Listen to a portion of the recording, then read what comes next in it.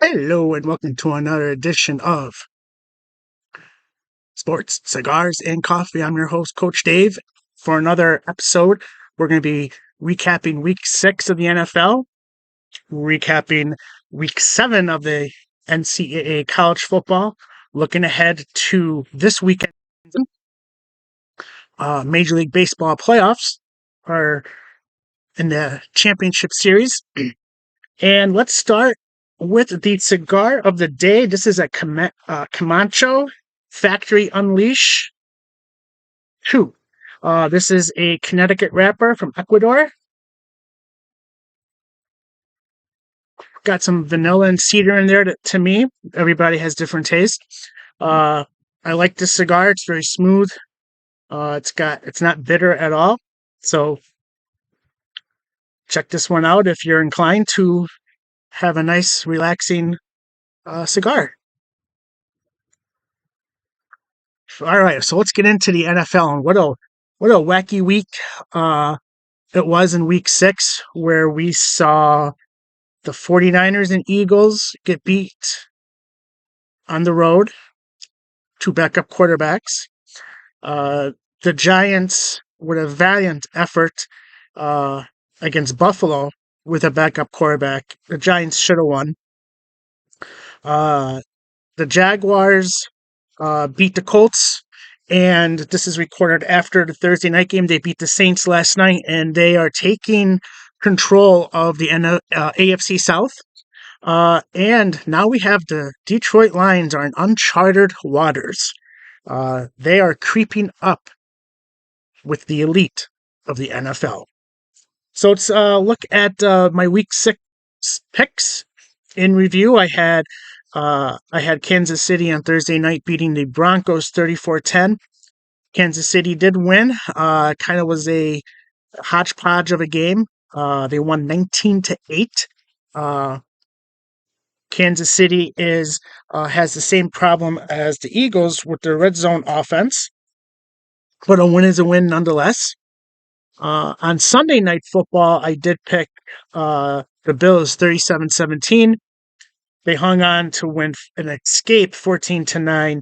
The New York Giants, really 2 yards was the game. In the first half, they blew it at the 1 yard line. On the last play of the first half, they ran the ball. They had no timeouts. Time ran out, so they couldn't even get a field goal. Giants held the Bills scoreless in the first half. Then at the end of the game, it's 14-9. The Giants have, I believe it was 3rd down or 4th down, have a pass into the end zone on the last play of the game, and we have defensive holding, pass interference. So the ball's placed on the 1 yard line. So the Giants again threw to their tight end, Waller, and on the same play, he had illegal contact, defensive holding, and defensive pass interference, all on the same play against him. The Buffalo DB wasn't even playing the ball. The referee was looking right at it the whole time and didn't call a penalty. To me, you don't want games to come down to penalties, but when it's obvious that it should have been thrown, it should have been thrown. The Giants should have got a second untimed down. That's just the way the Giants season has been going. They have injuries. Their offensive line is depleted with injuries. They have a guy who's Pugh, who's introducing himself right off the couch. It's just one of those years for the Giants where they just got bad luck after bad luck. I did pick the Colts to beat the. I did pick Jacksonville to beat the Colts 28-26. They wound up winning 37-20, and the Cowboys played on Monday night against the Chargers, and I picked the Chargers 28-21. But the Cowboys won 24-17. So I think with that happening, they gained, and the Eagles lost, they gained a game back on the Eagles. The Eagles played a horrible game against the Jets. Give the Jets credit. They hung in there. They played well. They played tough defense. They got the points when they need it. And the Eagles, with a poor decision on 3rd and 8 from around midfield, 2-minute warning. The Jets have no timeouts. Just run quarterback draw and punt. Instead, the Eagles threw the ball, got intercepted, got returned down inside the red zone, and the Jets scored on the next play. And then the Jets held the Eagles on a 4 downs to turn the ball over on downs for a 20-14 win. It's just the 49ers got beat.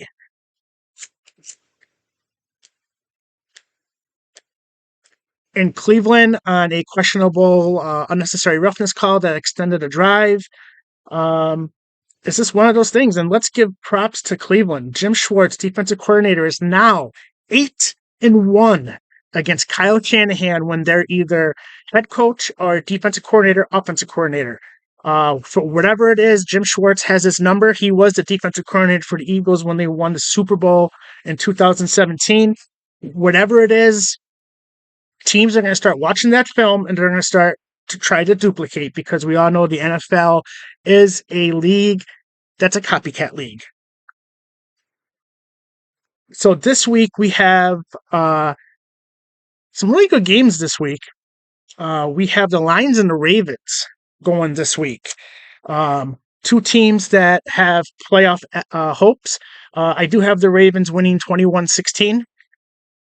49ers and Vikings on Monday night this week. That's an interesting game. I do have the Vikings getting walloped, though. I think 49ers are going to come out angry and they're going to win 28-6. The Steelers and Rams game, that's another interesting one. The Rams are better than their record, and the Steelers, I think, are just treading water. Hopefully this offense can open up.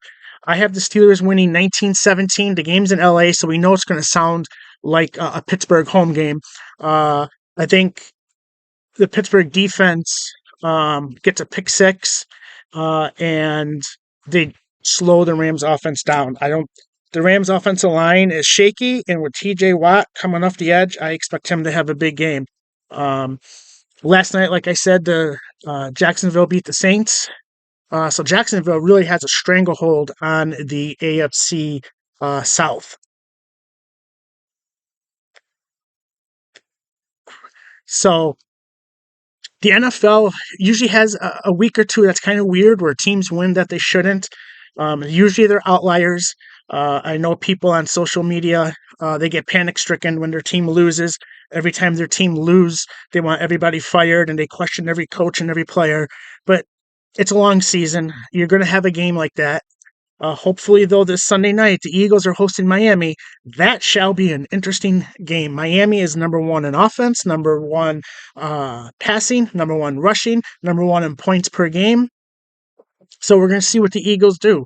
Hopefully, the Eagles have a game plan where they do those 16 8-minute drives and score touchdowns, not field goals.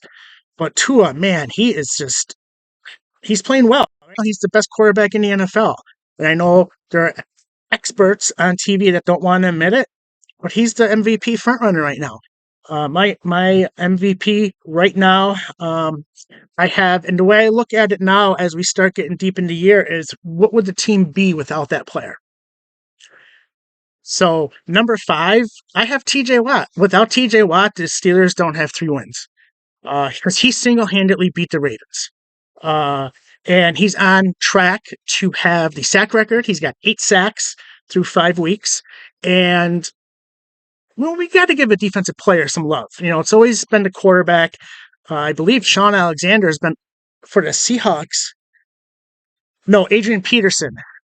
Adrian Peterson was the last non-quarterback in that year where Brett Favre was the quarterback. I think that was 2009, the year the Saints won the Super Bowl. So we got to give some love for the defense. I have Brock Purdy, number 4. I think, we're going to find out, though, was last week an outlier, or was that who he is now, because now we have a good defense shut him down pretty good. Number 3, I have Christian McCaffrey. Again, without Christian McCaffrey, the 49ers don't have 5 wins. The man is he's just an amazing player. He could run, he could catch, he could run over you, he could outrun you. Now, he did get hurt. It does look like he is going to play this week against the Vikings, but Christian McCaffrey right now is the best running back in the NFL. Number 2, I have Patrick Mahomes, because I think the offense, whatever's wrong with the offense, without Patrick Mahomes, they don't have 5 wins. Because whatever points they get on offense is usually it's either him and Kelsey. I know Pacheco's had some nice games, but Patrick Mahomes makes that train run. And number 1's Tua. I think there's a big gap right now between Tua and the rest of the top 5. I think there's a huge gap that Tua's going to, he's playing the best at the position. And I know all these experts are saying, well, if you put this quarterback there and any quarterback, no, that doesn't mean anything. I don't know why we obsess with that. And when Mike McDaniel was asked this week about other players playing in the system, he goes, who gives an F? Who cares? Like, why do analysts on TV and fans care about, well, if you put Daniel Jones on the Eagles are the same team. If you put Jalen Hurts on Houston, he's not good. Like, why? Who cares? Like, why do we worry about that? Why do fans and analysts obsess about that? Let's just call a spade here. Like, just be honest and say it. You don't want to give Tua credit because people doubted him coming out. So these people who doubted him coming out don't want to give him credit. Right now, the man's playing the best at the business in quarterback. He's the best. He's the best in the business right now. Now, it's week 6. Things can happen. And who knows? The Lions are at 5-1. Now, I've seen rankings where they're ahead of the Eagles and or the 49ers, one or the other. They're 1-2 in the rankings for the NFC. This is uncharted territory for the Lions. We'll see how they handle it. How are they going to handle the success of being good? It's not the same old Lions. It's not your grandpa's Lions anymore. So it's going to be interesting to see how we move forward with the Lions, especially when they're playing a tough AFC opponent this week, the Ravens, because you know what you're going to get with the Ravens. You're going to get a tough defensive game. You're going to get a play by Lamar. You're going to play by Lamar, and we'll see what happens. Like I said, I have the Ravens winning a close one, 21-16. So we'll see what happens there. You got the New York Giants again. Like I said, I credit the Giants coaching staff for coming out on Sunday night. They could have easily just shrugged their shoulders and said, screw it, and get pounded. But they played their tails off. Tyrod Taylor he had that one mistake where he checked out of a pass into a run before halftime. But other than that, he played well. The defense played well. They had Josh Allen kind of confused. Until, they got the two touchdowns in the second half. But give the Giants credit. You don't know what to expect with a team like the Giants where everything is just bad. Bad luck, bad offensive line play, things aren't going well. But I give Brian DeBall and his staff credit for keeping that together Sunday night. Now, is it something that they can maintain for the whole year? We'll see. But, the Giants are a team that everyone expected to kind of be the same like last year, around 9-10 wins. But I actually thought the Giants were going to be an improved team from last year and make the playoffs again this year. So goes to show what I know.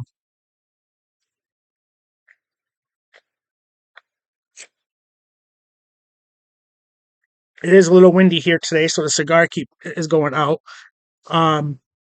But the NFL is a league that's week to week. There's no team this year that, oh yeah, we can hang our hats on the Chief, but then we can hang our hats on the Lions, the Eagles, 49ers. Can we hang our hats on the Bills?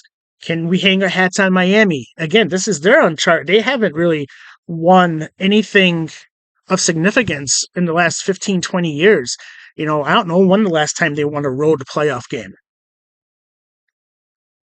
So for them, getting home field advantage is important.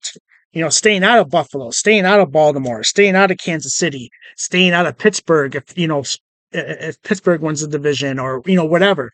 Staying out of those Northeast and Northern teams that have weather games.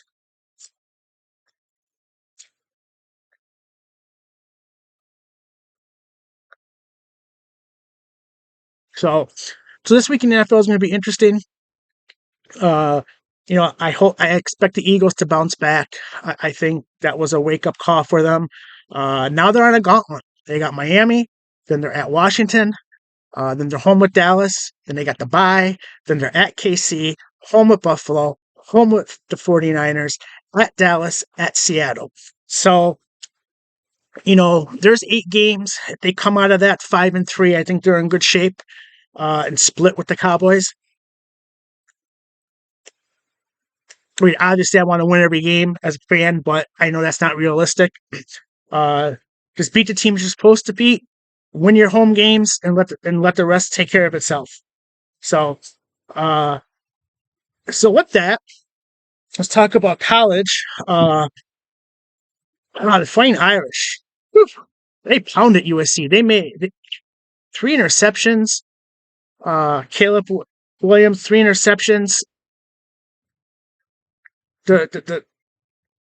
It was interesting to see how Notre Dame was going to bounce back after losing to Louisville, but they physically pounded USC, and I did not think USC was a great defense to begin with.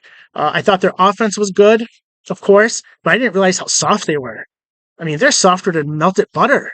I mean, Notre Dame punched them in the mouth, and USC didn't know what to do. They did not know what to do, and Notre Dame got the win, 48-20. Notre Dame has played 4 opponents in prime time that were undefeated. They lost a tough one to Ohio State. They won a tough one against Duke. Then they lost to Louisville, who, of course, goes and loses to Pitt. And now they had USC, and this game wasn't even close at all. North Carolina took down Miami. North Carolina is creeping up in the rankings, 41-31. We had Washington and Oregon play a classic.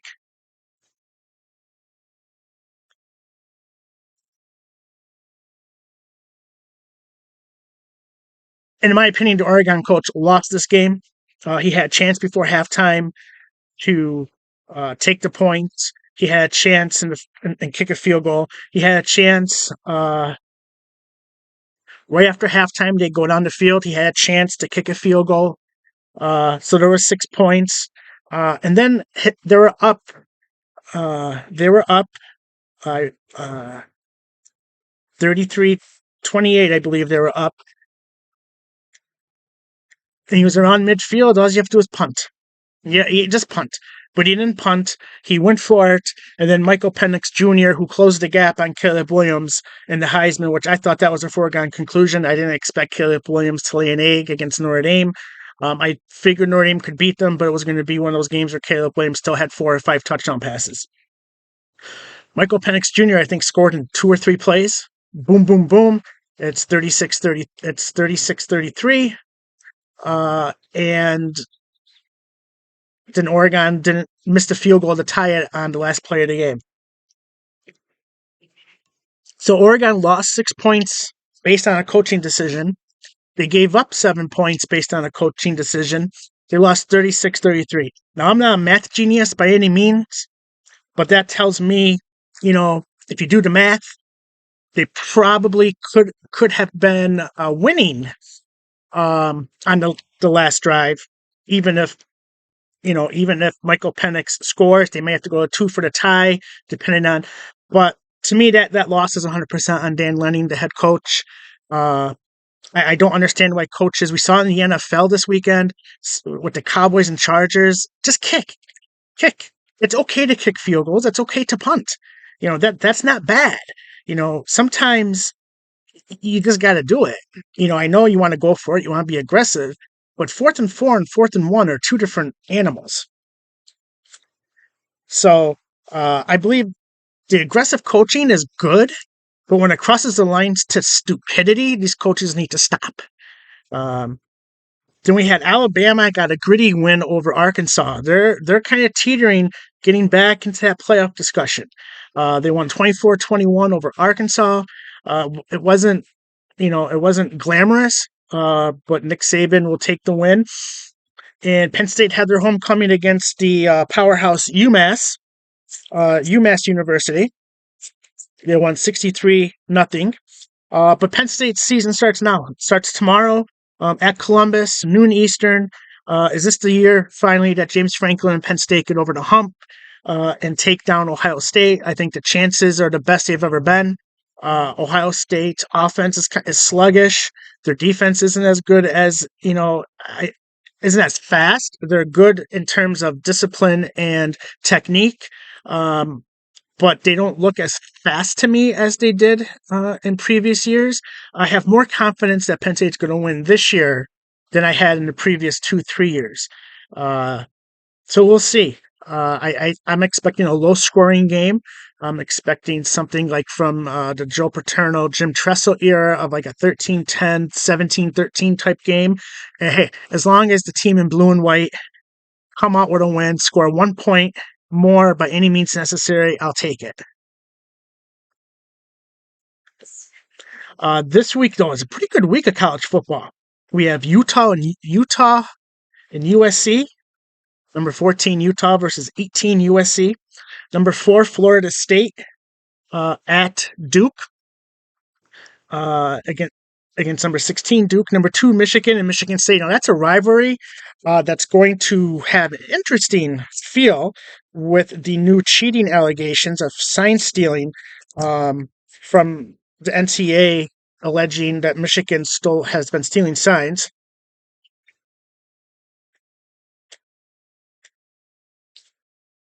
I'm not sure. I mean, every team probably does it in some capacity. Is this being petty by the NCAA? Are they doing a hit piece on Jim Harbaugh? I don't know. Michigan should win by 3 touchdowns, but, this is Michigan State, so you never know. Is it the game? This is Michigan State's Rose Bowl. This is their national championship game. They're going to come out. They're going to be running fake punts and trick plays, and I think Michigan in the end will pull away and win by 3 touchdowns, like 34-10, something like that, 31-10. But it'll be interesting to see the dynamic of this game with that black cloud hovering over Michigan. And then we got number 17, Tennessee at Alabama, number 11, Alabama. Alabama, they're just going to they just win, and they're going to get back into the playoffs, I think. Discussion. Not that they're going to make the playoffs, but I think with Penn State playing Michigan and Ohio State playing Wisconsin and Michigan, I think teams are going to start canceling each other out, and I think that eventually we're going to see Alabama back up to 6 or 5 before championship weekend. So those are the rewinds and the look aheads for the NFL and NCAA. So my week 6 NFL tier, the CEO this week, we have the 49ers, Chiefs, Eagles, Miami, and Detroit. The COOs, the Chief Operating Officers, the Bills and Jacksonville Jaguars. The Chief Financial Officers, I have the Baltimore Ravens and Dallas Cowboys. The regional vice presidents, I have the Falcons, the Chargers, the Browns, the Steelers, Seattle, and Tampa. So it's kind of just a cluster there. The regional assistant vice presidents, I have Packers, the Saints, and Washington. The regional managers, I have the Jets, the Colts, the Rams, and the Texans. The only reason why the Texans are this high is because of C.J. Stroud. Without him, this is a winless team. My team leaders, the Cincinnati Bengals and the Las Vegas Raiders. Hourly employees, the Minnesota Vikings. Chicago Bears, who have a new quarterback. Justin Fields out. They have a quarterback. I believe his last name is Pegent or Begent, or I'm sorry, I apologize to him and his family. The name escapes me, but I saw a picture of him and he looks like he's 15 years old. So right now their quarterback, I was expecting the savior Nate Peterman, who was the savior in Buffalo, who pushed Tyrod Taylor out of Buffalo. I was expecting him to be the quarterback, but I apologize. The name is slipping me. I just see his teenage 15-year-old paperboy face. The Giants and the Titans. The Titans are a big disappointment, I think. I think we expect more out of that team. In the bathroom attendants, the Cardinals, the Broncos, the Panthers, and the Patriots. And then remember, the closer you are to the CEO is where I think you're going to be in playoffs contention, and the closer you are to the CEO is how I feel you are as a Super Bowl contender. In another NFL news, I forgot to touch on this earlier. The Eagles signed Julio Jones. Thank goodness. They have actually a warm body. I don't know what Julio has in the tank, but he is a step up from Quez Watkins, who is a huge disappointment. He's hurt. He's got a bumped hamstring. The man's a tin man. He's got no heart. He's a waste of a uniform. The Eagles would have been better off with a German Shepherd in his position, but we got Julio Jones, a future Hall of Famer. You know, if he provides anything, red zone, maybe he's the red zone answer. But it's definitely better than Quez Watkins. Like I said, used toilet paper has more use than Quez Watkins. So Julio Jones is an Eagle. And back in college football, my top 10 heading into this week. Michigan, number 1. Georgia, 2. Ohio State, 3. Florida State, 4. Washington, 5. Penn State, 6. Oklahoma, 7. Texas, 8. Alabama, 9. And Oregon, 10. And the next two teams looking into the top 10, North Carolina and Ole Miss.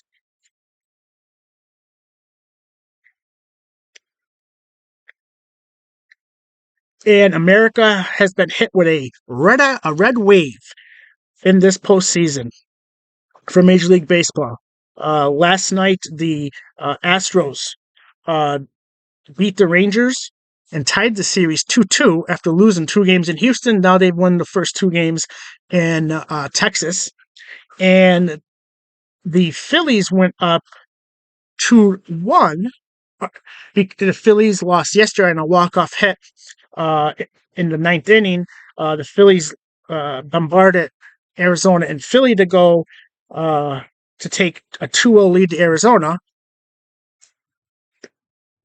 I've seen people commenting on the price tickets for the games in Arizona. They're like $9, $10, $20. And the cheapest ticket in Philly was $940. In my opinion, that should be the ticket prices all the time. I think there should be a ticket law, concession pricing law to protect us, the people, that you can only sell 10% higher than face value. So if face value is $100, you can only sell higher than 10% higher than face value. The secondary market, like StubHub, SeatGeek, and Ticketmaster, they have all those ridiculous fees. They have a handling fee, a processing fee, an email delivery fee, and you can get up to $500, $600 easy for a game. I believe all ticket prices should be maxed at $100. There's no reason why a ticket should cost more than $100 for a sporting event, even the World Series, even the Super Bowl, even the NFL or NBA Finals. Also, for concessions, I think there should be a fair market value law.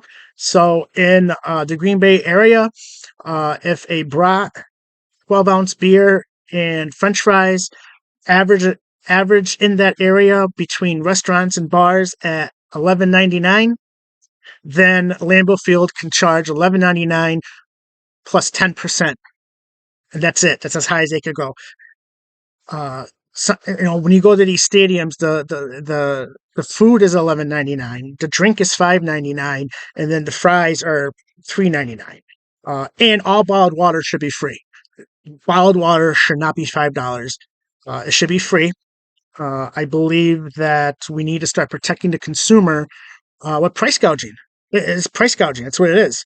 Athletic events are price gouging where all year you have, especially in baseball and football, you have the season ticket holders, you have the fans, you have the real fans in the area following this team. Then once the playoffs and Super Bowl and World Series hit, it's only the rich people can go. They squeeze out the middle class people. They squeeze out those people to go to these games.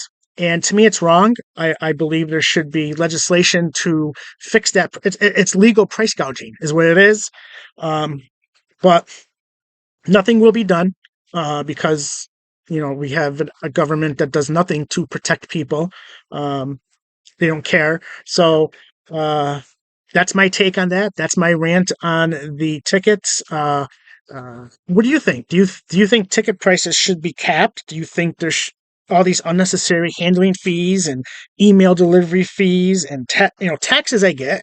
You pay your county and state taxes. I get that. I'm okay with paying taxes if they're going to, if the taxes go or used appropriately. Um, what's your take on, my top 10? Do you agree with that in college? Comment down below. Let's keep this conversation going. The NFL, like I said, is a week-to-week league. Do you agree with my MVP candidates? Do you agree with my NFL tier? So, uh, enjoy the games. Here in Wisconsin, I have a beautiful fall day. Enjoy the games this weekend. What are you looking for? Who are you watching? Comment, like, subscribe, share with your friends. Tell them about this show, and hopefully, Eagles and Penn State come out with a win, and that's all that matters for me this weekend. Stay safe, everyone, and arrivederci.